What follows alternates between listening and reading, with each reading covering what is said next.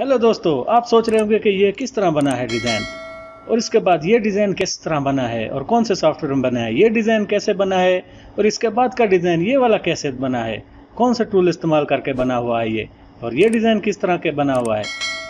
तो मैं आपको बता दूं, ये सब डिज़ाइन बने हैं कोरल ड्रा में। आज की वीडियो में हम ये डिज़ाइन बनाना देखेंगे।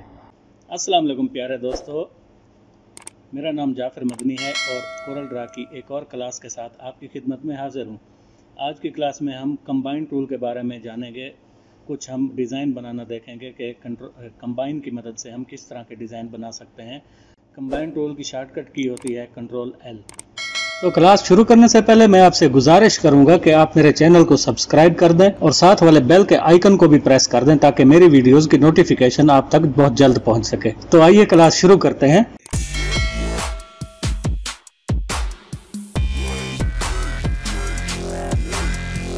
तो हम क्या करेंगे, सबसे पहले मैं इसको साइड पे कर देता हूँ यहाँ पे। अब हमने क्या करना है, सबसे पहले आप कंबाइन टूल का इस्तेमाल इन ड्राइंग टूल में से किसी भी टूल पे कर सकते हैं, और अगर आपने पेन टूल की मदद से या किसी और इन टूल की मदद से कोई भी लाइंस वगैरह या कोई भी ऑब्जेक्ट बनाया हुआ है उस पर भी आप अप्लाई कर सकते हैं।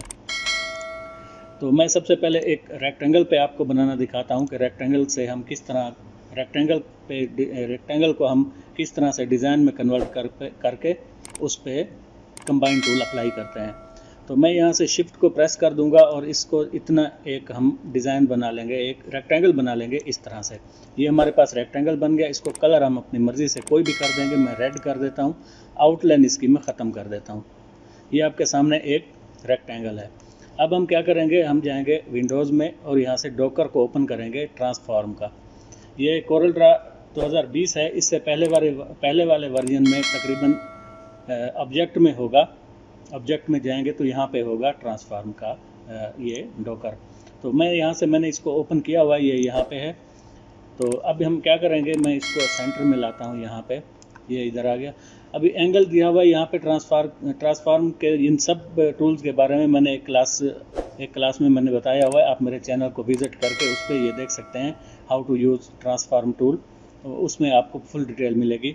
तो यहाँ पे सबसे पहले क्या दिया हुआ है, एंगल है। एंगल हम 20 सेट करते हैं। आप अपनी मर्ज़ी से कोई भी एंगल सेट कर सकते हैं। और ये इसका एंकर पॉइंट दिया हुआ है। अभी फ़िलहाल एंकर पॉइंट इसका सेंटर में है। जैसे देखिए यहाँ पे ये प्लस का बटन दिखाई दे रहा है क्रॉस का, ये इसका एंकर पॉइंट है। तो एंकर पॉइंट को हम चेंज करेंगे। अगर आप चेंज करना है आपको, तो आप यहाँ पे ये सारे एंकर पॉइंट दिए हुए हैं, आप कहीं भी इसको चेंज कर सकते हैं। मैं इसको ये नीचे वाले एंकर पॉइंट पे मैं क्लिक करता हूँ। देखिए ये अभी ब्लैक हो गया है। और इसको अगर मैं एक बार और क्लिक करता हूँ तो देखिए एंकर पॉइंट यहाँ पे सेट है नीचे। अगर सेंटर पे करेंगे तो ये सेंटर पे सेट हो जाएगा, ऊपर करेंगे तो ये ऊपर की तरफ सेट हो जाएगा। मैं इसको यहाँ पे नीचे की तरफ सेंटर पे नीचे की तरफ इसको सेट कर देता हूँ। और यहाँ पे हम कापीज़ में लिख लेंगे एक कापी हमें चाहिए। तो यहाँ से हम अप्लाई करेंगे। देखिए एक कापी बन गई है, एक दफ़ा और करेंगे 2 कापी। ऐसे हम अप्लाई करते जाएंगे यहाँ तक कि हमारा ये सर्कल पूरा हो जाए। ये देखिए यहाँ पे सब ये कापी बन चुकी है। अब हम क्या करेंगे, यहाँ से इसको पूरे को सिलेक्ट कर देंगे। ये पूरा सिलेक्ट हो चुका है। और ग्रुप करना चाहें आप ग्रुप भी कर सकते हैं। और यहाँ पे दिया हुआ है कंबाइन। शॉर्टकट की इसकी है Ctrl+L। मैं जैसे इसके ऊपर क्लिक करता हूँ तो देखिए आपके सामने बहुत ही खूबसूरत डिज़ाइन बन के आपके सामने आ गया है। मैं इसको छोटा कर देता हूँ और मैं इसको यहाँ पे रख देता हूँ। ये हमारे पास एक डिज़ाइन बन गया है। और ये हमने बनाया है रेक्टेंगल से। रेक्टेंगल को हमने ऐसे खींच के कलर फिल किया है। कलर फिल करके हमने इसके एंकर पॉइंट यहाँ पे सेट किया रोटेट का, और यहाँ से ऐसे इसको अप्लाई किया है। ये देखिए यहाँ से अप्लाई किया है इतना। और पिक टूल सेलेक्ट करके हमने सारे को इसको सिलेक्ट करके क्या किया है, कंबाइन। ये देखिए ये भी इसी तरह से बन जाता है। इसके आउटलाइन भी आप ख़त्म कर सकते हैं। मैं Ctrl+Z कर देता हूँ इसको फ़िलहाल के लिए। तो हमारे सामने एक डिज़ाइन हमने ये बनाया है, किसकी मदद से, रेक्टेंगल की मदद से। अब हम बनाते हैं एलिप्स टूल की मदद से। एलिप्स टूल से भी यही है, आप शिफ्ट प्रेस करके इसको यहाँ से एलिप्स टूल आप इतना ले लीजिए। आप अपनी मर्ज़ी से इसका साइज़ डिफ़ाइन कर सकते हैं, अपनी मर्ज़ी से बड़ा छोटा कुछ भी। तो इसमें मैं ब्लू कलर फिल कर देता हूँ। आउटलाइन इसकी मैं ख़त्म कर देता हूँ। आप इसकी आउटलाइन रख भी सकते हैं। चलो फ़र्ज़ कीजिए मैं इसकी आउटलाइन ये दे देता हूँ और रेड कलर की इसकी आउटलाइन दे देते हैं। ऐसे आउटलाइन और ब्लू कलर इसका अंदर।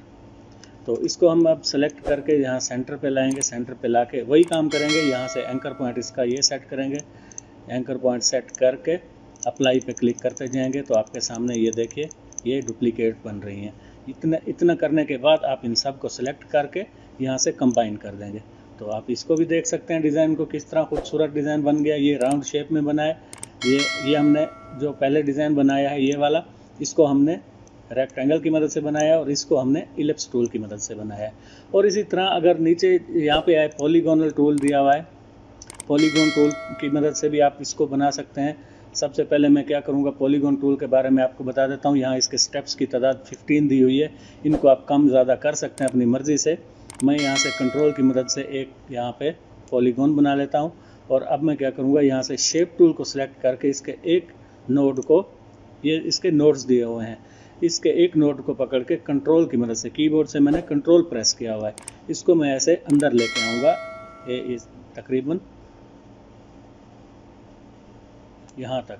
यहाँ पे इसको ऐसे रख के अब हम क्या करेंगे, इसको कर देंगे कन्वर्ट टू कर्व। जब ये कन्वर्ट टू कर्व हो गया होगा तो अब हम इसकी एक लाइन को पकड़ के इसको यहाँ पे रख देंगे ऐसे, और इसमें अब कलर फिल कर देंगे। आपके सामने ये एक पत्ती तैयार हो गई है, फूल आपके सामने ये एक फूल तैयार हो गया है। अब हम क्या करेंगे, इसको एक डुप्लीकेट कर देंगे और डुप्लीकेट कर देंगे, 3-4 डुप्लीकेट इसकी बना के सबको सिलेक्ट करके क्या कर देंगे, कंबाइन। तो आप देखिए ये भी खूबसूरत एक डिज़ाइन बन के हमारे सामने आ गया है।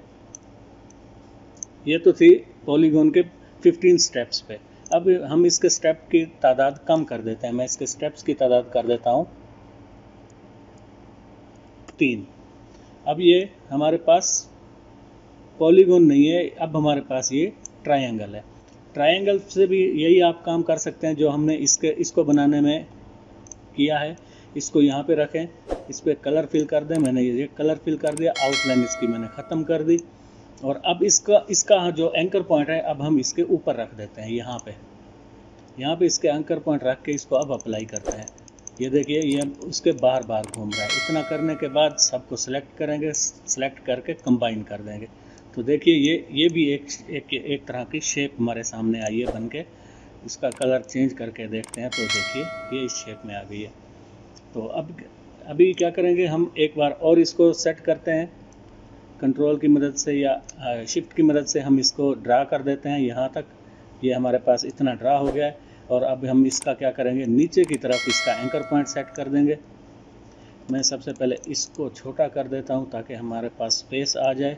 ये यहाँ आ गया और इसमें कलर हम अपनी मर्ज़ी से कोई भी फिल कर देते हैं। मैं ये वाला कलर इसमें फिल कर देता हूँ और इसका एंकर पॉइंट ये सेट करते हैं और फिर अप्लाई करना शुरू कर देते हैं। तो देखिए ये अप्लाई हो रहा है। इतना अप्लाई करने के बाद मैं इस सब को सिलेक्ट करूँगा। सिलेक्ट करने के बाद कंट्रोल L पे प्रेस करेंगे या हम यहाँ से कंबाइन पे क्लिक कर देंगे। तो देखिए ये भी हमारे सामने ट्रायंगल से हमने ये शेप तैयार कर दी है। आउटलाइन इसकी ख़त्म कर देंगे और इसको छोटा कर देंगे। तो देखिए हमने सबसे पहले रेक्टेंगल से एक डिज़ाइन बनाया, फिर एलिप्स टूल से, फिर पॉलीगॉन टूल से, और ये अब हमने ट्रायंगल से बनाया है और ये भी हमने उसी ट्रायंगल से बनाया है। और अब हम क्या करेंगे, हम जाएंगे कॉमन शेप में। ये कॉमन शेप्स दी हुई है, इस पर क्लिक करेंगे और यहाँ पे आप देखिए इसके सब इसके जो शेप्स दी हुई हैं, बेसिक शेप्स, एरो शेप्स वगैरह, फ्लो चार्ट शेप। अब इनमें भी आप कंबाइन टूल अप्लाई कर सकते हैं। मैं यहाँ से अप एरो लेता हूँ। यहाँ से अप एरो लेने के बाद मैं इसको ऐसे इतना ड्रा कर देता हूँ, तकरीबन इतना। इसको ड्रा करने के बाद इसमें कलर फिल कर देते हैं हम। कलर इसमें से आप कोई और फिल कर दीजिए। मैं ये कलर फिल कर देता हूँ। आउटलाइन इसकी ख़त्म कर देते हैं। और ये करने के बाद पिक टूल को सिलेक्ट करेंगे। पिक टूल सिलेक्ट करने के बाद यहाँ पे एंगल सेट किया हुआ है हमने 20 का। आप अपनी मर्ज़ी से कुछ भी कर सकते हैं इसका एंगल। तो हम क्या करेंगे, यहाँ से इसको अप्लाई करना शुरू कर देंगे। ये उसी के ऊपर अप्लाई हो रहा है क्योंकि हमने इसका एंकर पॉइंट सेट नहीं किया। आउटलाइन ख़त्म करने के बाद एंकर पॉइंट हम इसका सेट कर देंगे, ये नीचे वाला, और इसको अप्लाई करना शुरू कर देंगे। ये देखिए ये अप्लाई हो रहा है। और इतना करने के बाद इन सब को सिलेक्ट करेंगे। आप इसको इसी तरह भी यूज़ कर सकते हैं। किसी भी आप अगर कोई महफिल का कुछ भी कुछ फ्लेक्स वगैरह बना रहे हैं, यहाँ पे इसको नाम देना है, तो आप इस तरह की शेप्स बना के उसमें रख सकते हैं। मैं इसको कंट्रोल Z कर देता हूँ और इन सब को सिलेक्ट करने के बाद हम वापस से वही कंबाइन कर देंगे। तो देखिए एरो शेप से भी आपने ये डिज़ाइन बना लिया है, ये देखिए। तो दोस्तों उम्मीद करता हूँ कि आज की क्लास में आपको ये कंबाइन शेप का कंबाइन का जो टूल्स है इसके बारे में आपको समझ आई होगी। ये कंबाइन से हम क्या क्या कर सकते हैं, और इसी तरह आप टेक्स्ट के ऊपर भी कंबाइन को अप्लाई कर सकते हैं। मैं आपको एक दो एग्जांपल दे देता हूँ। फ़र्ज़ कीजिए मैंने यहाँ पे एक टेक्स्ट लिखा हुआ है, मैंने अपने चैनल का नाम लिखा हुआ है, ये मेरे चैनल का नाम हो गया। मैं इस सारे को सिलेक्ट कर देता हूँ और शिफ्ट F3 प्रेस करके इसकी केस को चेंज कर देते हैं, अपर केस, और कलर इसमें कर देते हैं ब्लैक, और इसको बोल्ड कर देते हैं। यहाँ पे इतना करने के बाद इसको बड़ा कर देते हैं। अब मैं क्या करूँगा, मैं यहाँ से एक डबल क्लिक करके यहाँ पे एक बैकग्राउंड बना लेता हूँ। सबसे पहले मैं इस पे ये बैकग्राउंड मैंने फर्ज कीजिए मैंने बना लिया, और यहाँ पे मैं एक और रेक्टेंगल ले लेता हूँ। रेक्टेंगल पे मैं रेड कलर फिल कर देता हूँ और इन दोनों को पकड़ के C और E प्रेस कर देते हैं, और इसको मैं कंट्रोल पेज डाउन पे ले जाता हूँ बैक साइड पे। तो देखिए हमारे पास ये टेक्स्ट आ गया है, और इसके पीछे बैकग्राउंड इसका क्या दिया हुआ है हमारे सामने, रेड। और अगर हम इसको इसके ऊपर ला के रखते हैं तो हमारे पास ये टेक्स्ट जो हमारा है ये सी थ्रू नहीं है, इससे हम पीछे नहीं देख सकते टेक्स्ट के। अगर हम चाहते हैं कि हमारे पास जो पीछे लाइन है उसके अंदर ये कट आउट बन जाए टेक्स्ट का, और अगर हम ये लाइन हमारी इधर जाके रखेंगे तो हमारा टेक्स्ट के पीछे जो इस लाइन के पीछे वाला जो बैकग्राउंड है वो हमें दिखाई दे। तो हम क्या करेंगे, सबसे पहले इन दोनों को सिलेक्ट करके और यहाँ से कंबाइन कर देंगे। जैसे ही कंबाइन करेंगे तो अब मैं इसको ला के यहाँ पे रखता हूँ, तो देखिए अब ये यहाँ से सी थ्रू हो गया है। बाहर रखेंगे अगर इस हमारे टेक्स्ट को, तो आप ये देखिए ये सी थ्रू है। जो जितना हिस्सा इसके बैकग्राउंड के ऊपर आ रहा है तो उसके ये इधर से ये से कटा हुआ हमें दिखाई दे रहा है कि बैकग्राउंड के ऊपर आया हुआ है, और जो हिस्सा वाइट स्पेस पे है उसमें हमें टेक्स्ट वाइट नज़र आ रहा है। आउटलाइन में इसकी ख़त्म कर देता हूं, तो आप देख सकते हैं कि कितना खूबसूरत हमारे पास टेक्स्ट आ गया है। अगर आप कोई पेना फ्लेक्स वगैरह बना रहे होते हैं तो बैकग्राउंड के हिसाब से अगर आपने अपना टेक्स्ट लिखना होता है तो आप इस तरह से कर सकते हैं। तो इसी तरह मैं क्या करता हूँ, एक बैकग्राउंड को इंपोर्ट कर देते हैं और आपको उसके ऊपर ये टेक्स्ट आपको दिखाते हैं। यहाँ से क्या करेंगे, मैं यहाँ से डेस्कटॉप में माई वॉलपेपर पे जाते हैं, और यहाँ से मैं ये मेरी PNG फाइल है इसको मैं इंपोर्ट कर देता हूँ। ये यहाँ पे इंपोर्ट हो गई है। अभी जैसे आपके सामने इसका साइज़ बहुत बड़ा है तो मैं इसको थोड़ा सा छोटा कर देता हूँ। दोस्तों आने वाली क्लास में मैं आपको ये डिज़ाइन बनाना भी दिखाऊंगा कि ये डिज़ाइन हम किस तरह से बना सकते हैं। तो इसी तरह अगर हमने ये अपना वॉलपेपर बनाया हुआ है और उसके ऊपर हमने अपना टेक्स्ट रखना है तो आप इस तरह से टेक्स्ट को ला के इसके ऊपर रख सकते हैं। मैं इसको बड़ा कर देता हूँ और शिफ्ट पेज अप कर देता हूँ, तो ये इसके बाहर आ गया है। तो देखिए टेक्स्ट कितना खूबसूरत नज़र आ रहा है हमारे पास। यानी कंबाइन करने से हमारा टेक्स्ट बहुत खूबसूरत बन गया है। इस टेक्स्ट को आप अपनी मर्ज़ी से कहीं भी एडजस्ट कर सकते हैं अपने हिसाब से। तो दोस्तों उम्मीद करता हूँ आज की क्लास आपको पसंद आई होगी। अगर मेरी वीडियोस आपको पसंद आई हैं तो आप मेरे चैनल को सब्सक्राइब करें, लाइक करें और अपने दोस्तों के साथ भी शेयर करें। इंशाल्लाह अगली वीडियो में मैं आपको एक और CDR फाइल दूंगा। इसी तरह से एक ट्यूटोरियल बनाऊंगा और एक आपको CDR फाइल दूंगा मैं डेली।